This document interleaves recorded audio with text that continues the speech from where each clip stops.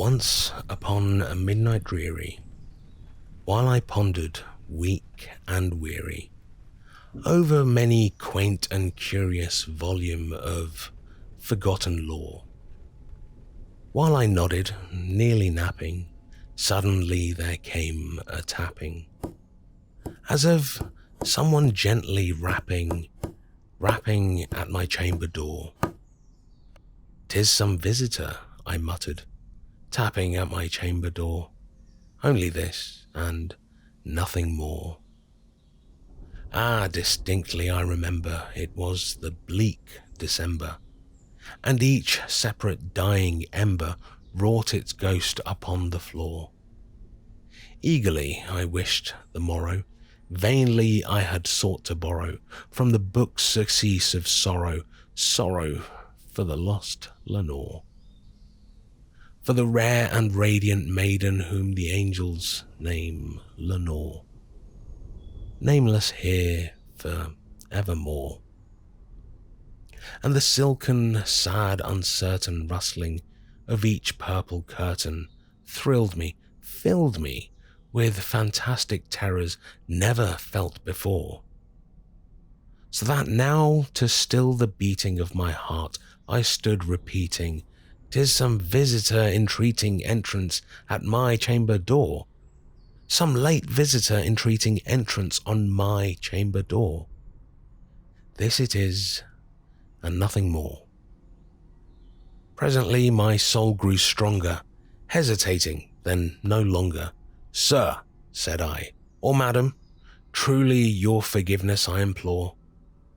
But the fact is I was napping, and so gently you came rapping, and so faintly you came tapping at my chamber door, that I scarce was sure I heard you.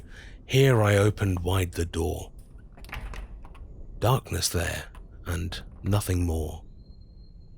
Deep into the darkness peering, long I stood there wondering, fearing, doubting, dreaming dreams no mortal ever dared to dream before. But the silence was unbroken, and the stillness gave no token, and the only word there spoken was the whispered word, "Lenore." This I whispered, and an echo murmured back the word, "Lenore." Merely this, and nothing more. Back into the chamber turning, all my soul within me burning, stood again I heard a tapping somewhat louder than before. "Surely," said I, "surely that is something at my window lattice. Let me see then what thereat is, and this mystery explore. Let my heart be still a moment, and this mystery explore." 'Tis the wind, and nothing more. Open here I flung the shutter, when with many a flirt and flutter, in there stepped a stately raven of the saintly days of yore. Not the least obeisance made he, not a minute stopped or stayed he, but with mien of lord or lady perched above my chamber door, perched upon the bust of Pallas just above my chamber door, perched and sat, and nothing more. Then this ebony bird beguiling my sad fancy into smiling, by the grave and stern decorum of the countenance it wore. "Though thy crest be shorn and shaven, thou," I said, "art sure no craven, ghastly, grim and ancient raven, wandering from the nightly shore. Tell me what thy lordly name is on the night's Plutonian shore."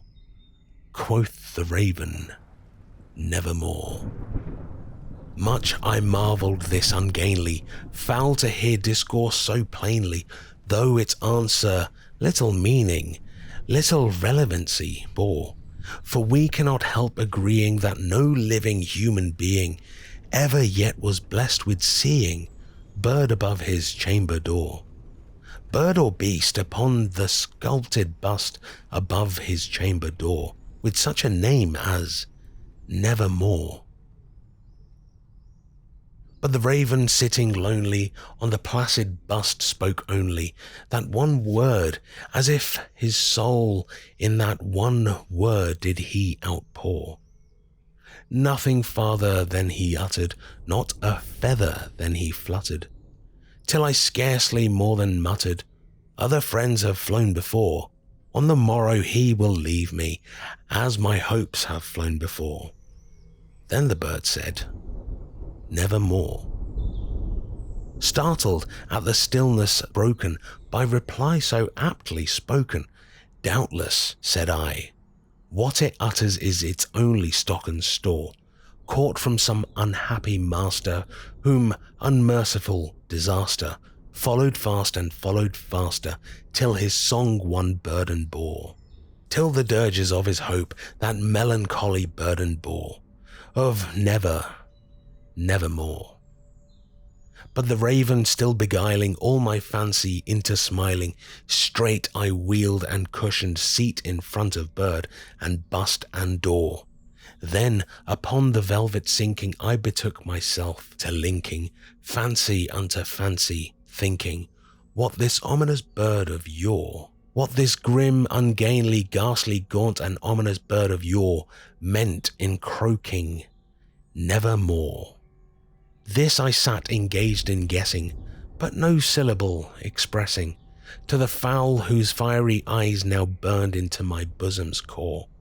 This and more I sat divining, with my head at ease reclining on the cushion's velvet lining that lamplight gloated o'er, but whose velvet violet lining, with the lamplight gloating o'er, she shall press, nevermore. Then methought the air grew denser, perfumed from an unseen censer, swung by seraphim whose footfalls tinkled on the tufted floor. Wretch, I cried, thy God hath lent thee, by these angels he hath sent thee, respite, respite and nepenthe from thy memories of Lenore. Quaff, oh quaff this kind nepenthe and forget this lost Lenore. Quoth the raven, nevermore. Prophet, said I, thing of evil, prophet still if bird or devil, whether tempter sent or whether tempest tossed thee here ashore, desolate yet undaunted, on this desert land enchanted, on this home by horror haunted, tell me truly, I implore, is there balm in Gilead? Tell me, I implore. Quoth the raven, nevermore. Prophet, said I, thing of evil, prophet still if bird or devil, by that heaven that bends over us, by that God we both adore, tell this soul with sorrow laden, if within the distant Aidenn it shall clasp a sainted maiden, whom the angels name Lenore. Clasp a rare and radiant maiden, whom the angels name Lenore. Quoth the raven, nevermore. Be that word our sign of parting, bird or fiend, I shrieked upstarting. Get thee back into the tempest and the night Plutonian shore. Leave no blank plume as a token of that lie thy soul hath spoken. Leave my loneliness unbroken. Quit the bust above my door. Take thy beak from out my heart, and take thy form from my door. Quoth the raven, nevermore. And the raven, never flitting, still is sitting,